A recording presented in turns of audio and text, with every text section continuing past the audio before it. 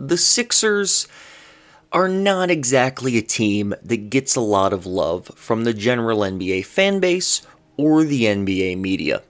Incidents like the other night, where some dumbass dropped popcorn on Russell Westbrook as he left the court with an injury, are one of the reasons why. But another reason is simply that people do not believe in this team after several years of so-called playoff disappointments. Last year, we got swept without our second best player, with a terrible coach, and with a roster that had no shooting around Joel Embiid. That was a playoff disappointment. The year before that, we lost in 7 games to the greatest buzzer beater in NBA history, the only Game 7 buzzer beater in NBA history, to Kawhi Leonard, who had one of the greatest series in NBA history and would go on to win the finals. That was a disappointment, quote unquote. Losing in 7 games to the NBA champion on a buzzer beater. That's a disappointing season. And the season before that, Ben Simmons was a rookie, Joel Embiid was in his second year, and we lost to the superior Boston Celtics in the first round. That season was a disappointment. The rookie year and second year of our 2-star players, and we lost in the second round of the playoffs. Big old disappointment right there. That's, what a failure.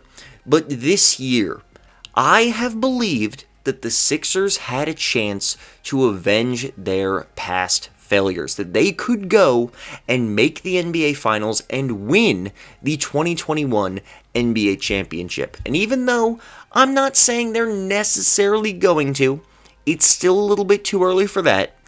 I think that anyone who really doesn't believe this team has a chance to beat any other team in the league in a 7-game series is seriously sleeping on the Philadelphia 76ers, and I'm going to tell you why.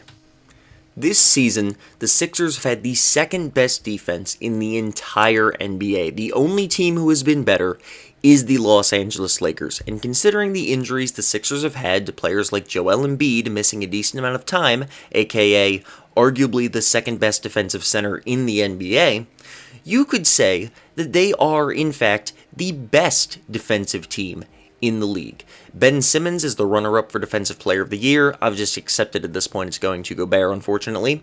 Joel Embiid, as we've said, is a defensive monster, and he has in the past been a runner-up to the Defensive Player of the Year award. Matisse Thybulle just did something that no player has ever done in NBA history, much less the playoffs, where he had 4 steals and 5 blocks in less than 20 minutes of game time, coming off the bench. Dude is a defensive stud.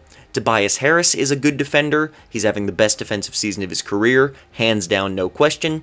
Danny Green is still a good defender. And then you've got guys such as Shake Milton and Dwight Howard, who aren't necessarily great defenders by any means, but they fill their roles as good defensive players by bench player standards very, very well. This is a team that is elite on defense, and the Sixers winning or losing is going to start and end on the defensive end, just like it did last night, where they held the Wizards to only 95 points. Meanwhile, the team's offense has improved from the previous year. It was only ranked 13th overall for the regular season, but when you look at this team with Ben and Joel on the floor together, they have one of the best offenses in the NBA. The starting 5 only lost 5 games this season when all 5 players played. That is how good this team's starting 5 is. You all know what a beast Joel Embiid is. He's the runner-up for MVP, and he probably would have won it if he stayed healthy the entire year. He's been a monster. Tobias Harris is finally starting to live up to his, still admittedly a little overpaid, contract. It's a big contract, and he's never going to equal that contract in value. But he has played like an all-star this season. He should have been an all-star, and he is proving it to the entire world. He had 37 points in Game 1 against the Wizards. He had 19 points last night despite not playing the fourth quarter whatsoever. He is a completely different player. Danny Green and Seth Curry, elite snipers. Danny Green, as we said, also a good defensive player. And now the bench. This team has the best bench that it has had with Joel Embiid and Ben Simmons. No question. Dwight Howard is a phenomenal rebounder for a bench center. He gets lobs. He just does the stuff you want a bench center to do, even though he does still get a few too many offensive fouls. Seriously, Dwight Howard, please stop fouling people when you're setting screens. It's very frustrating. But other than that, very, very good bench center. Matisse Thybulle is easily the best defensive player coming off the bench in the entire NBA. He should make an all-defense team this season, and if he doesn't, it is rigged. You all know it. This man is a defensive monster, and he very well could win Defensive Player of the Year once he becomes a starter. Shake Milton, Tyrese Maxey, two very good guards off the bench, along with George Hill, who is a very late season trade player who the Sixers got. He's a good defensive player as well. I forgot about him when talking about defense earlier. If you need more defense, you get Hill and Shake. If you need better ball handling, you get Hill out there. He's a good veteran player. He has a good presence. He keeps the team in line. And if you need someone to just come off and get a couple buckets real quick, give the team energy, that is Tyrese Maxey all the way. An absolute monster when it comes to bringing energy to this team. Furkan Korkmaz is another sniper off the bench. He's been improving his defense as well. Great forward coming off the bench. And then, lastly, we've got to talk about the X factor for this team. The player who, in my opinion, will decide whether or not the Sixers win the finals or whether they lose in the Eastern Conference Finals. Because in my opinion, whoever comes out of the East, I'm going to say it right now, whoever comes out of the East is winning the finals. Whether it's the Bucks, the Nets, or the Sixers, I just think that's what's going to happen. The West is a bloodbath. At this point, it very well could be the Lakers, but if they come out of it, they're not going to be fully healthy. LeBron James is not 100% with his ankle. I do not see them beating any of the three teams who may come out of the East. And then the other teams out of there, the Suns, the Jazz, the Clippers, if they have some kind of insane comeback, or the Mavericks if they go all the way.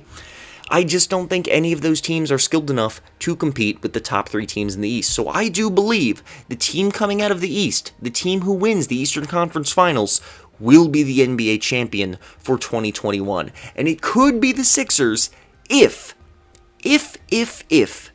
Ben Simmons plays the way he did last night. Didn't play in the fourth quarter, and he still had 22 points, 9 assists, 8 rebounds, a steal, and a block. This man is a monster on both ends of the floor, and the biggest difference between this game and Game 1? He just played aggressive.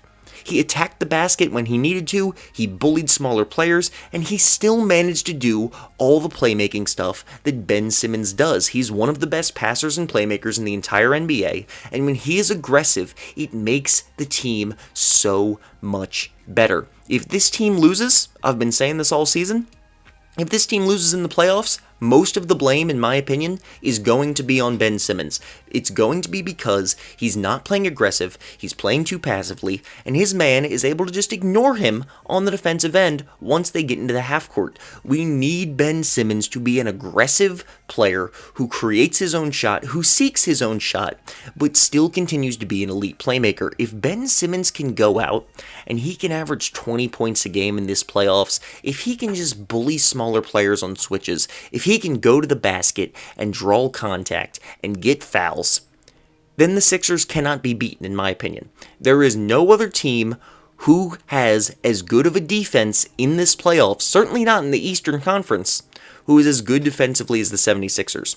What they need is an elite offense as well. Joel Embiid, we know he's going to be a beast. Tobias Harris, we know he's going to be a beast. The shooters are going to shoot their shots, some bench players are going to come off and do their thing, but the Sixers need Ben Simmons to be an aggressive, attacking player. We need him to go to the basket. If he's not going to shoot, that is fine, but he needs to be aggressive, getting to the rim, and drawing contact. This team should be fouling entire other teams out of games, just with Ben Simmons and Joel Embiid attacking the rim. But they don't, because Ben Simmons is not usually this consistent, and this scares me. I don't know if Ben Simmons is going to play like this the rest of the series.